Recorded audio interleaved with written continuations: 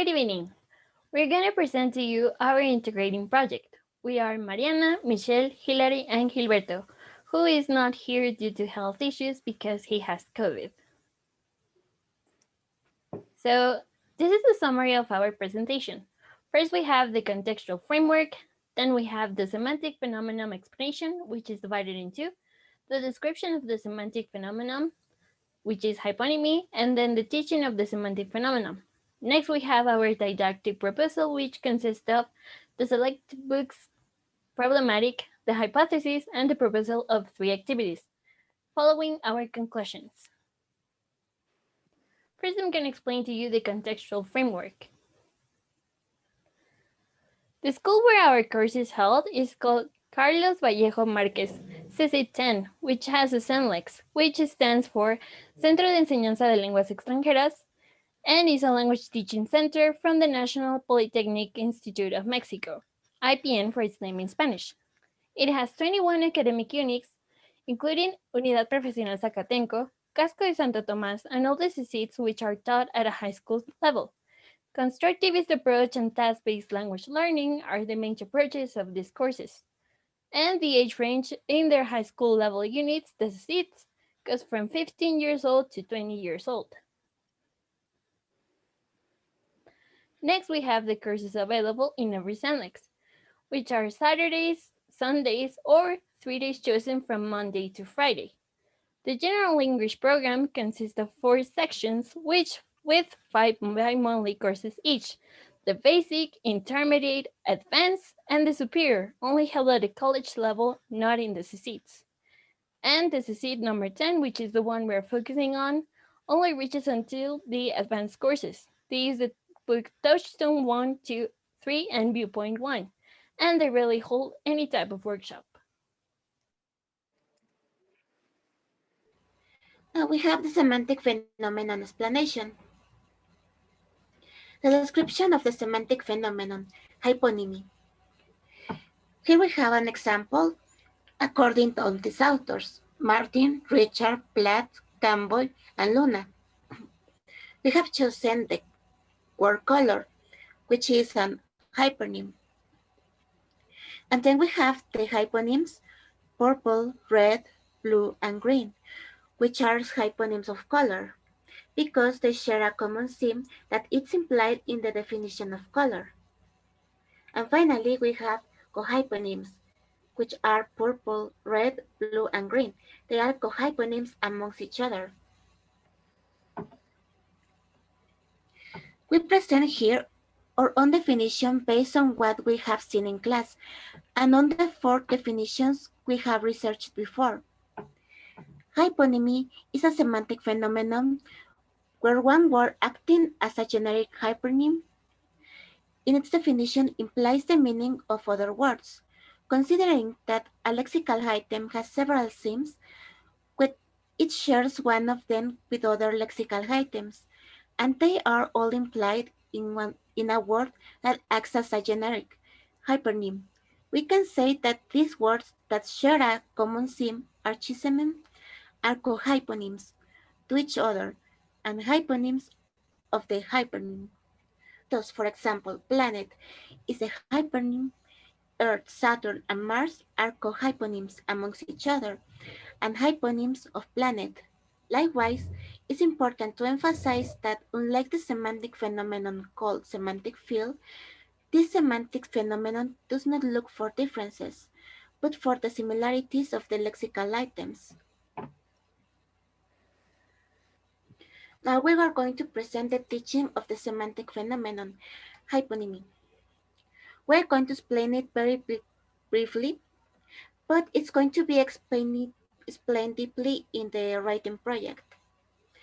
We have based on the first author, who is Brown, which says the 4 major types of error sources when teaching hyponymy, which are interlingual transfer, intralingual transfer, context of learning, and communication strategies.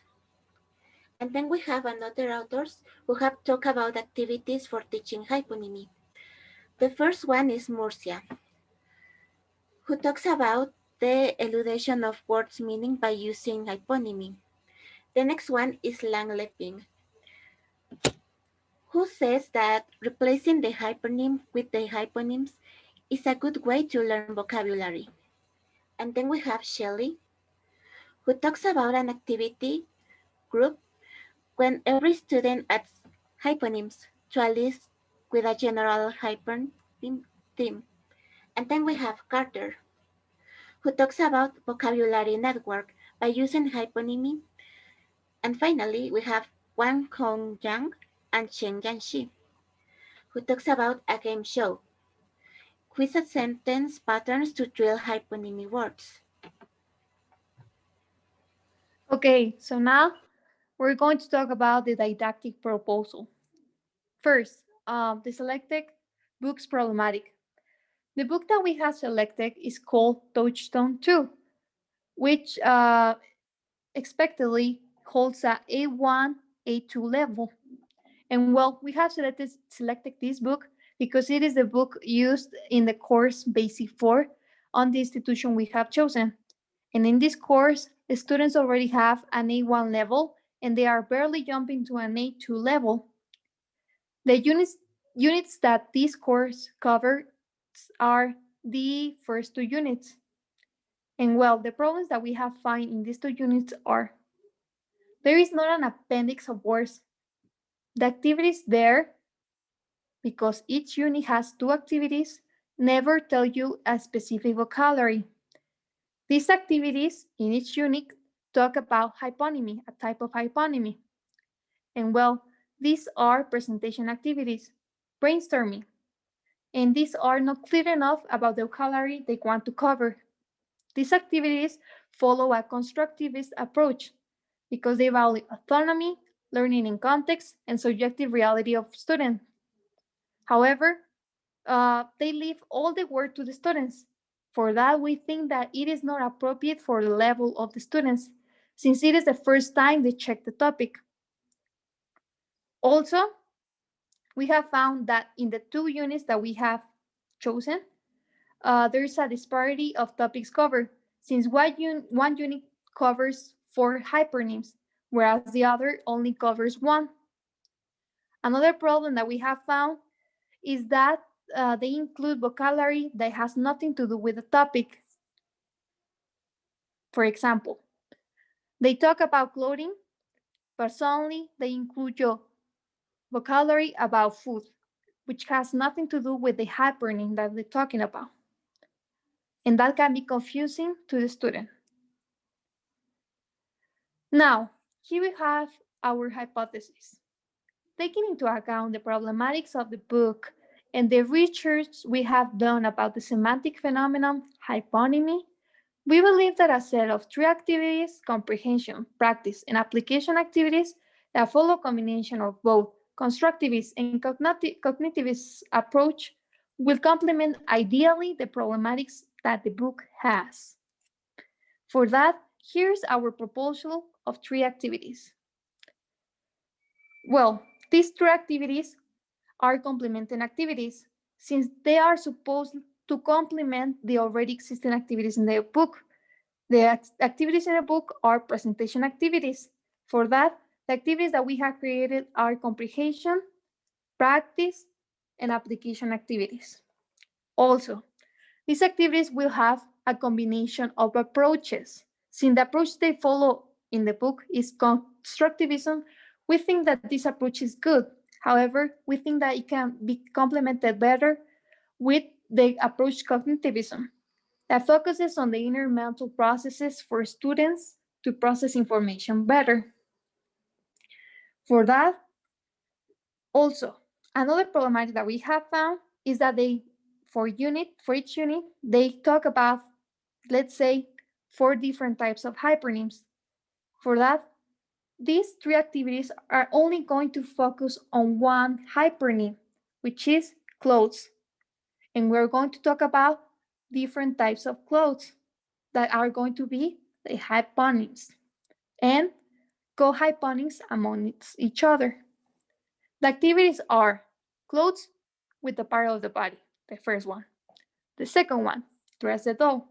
The third one, what is your classmate wearing?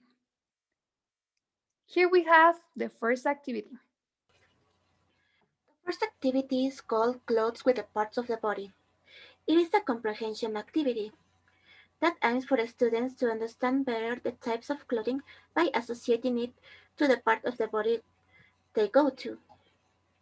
It is also a cognitivist approach, since the colors and the final associations with the parts of the body will make them reflect about the vocabulary and in that sense understand it better.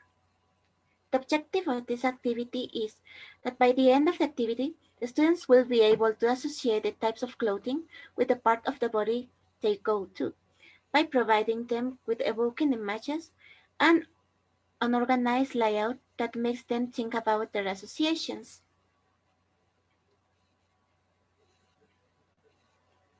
Here we have the unsolved activity. So the procedure is, first, students will have all the types of clothing with an image and the name below the image. Then, below, they will have a box with images of the parts of the body. And finally, they will have to associate it by looking at the image of the part of the body with the word of the type of clothing. This is how the solved activity will look like. Next, we have the activity Dress the Soul, which is a practice activity that aims for students to practice the types of clothing by dressing a doll with different types of paper clothing and by filling in the gaps of model sentences according to the way the doll was dressed. It is also a cognitivism approach, since by using colors they will be able to make associations better and to complete the sentences better. The main objective is, by the end of the activity, the students will be able to use the vocabulary already given by dressing the doll and completing the model sentences according to the way they dress the doll. And this is how the activity will look like, and the procedure is, first the students will have to dress a paper doll that is to the left, and to the right they'll have the different types of clothes colored according to the part of the body they go to, that they have to dress the doll with. Then, once dressed, they'll have a model sentence that are colored according to the part of the body the clothes go to. They will have to fill the model sentences according to the way they dress the doll. And once they have finished, they will have to check with a teacher whether or not they did it correctly. And this is how the activity will look like once it's solved. Finally, here is our final activity. And well, it is called What is Your Classmate Wearing?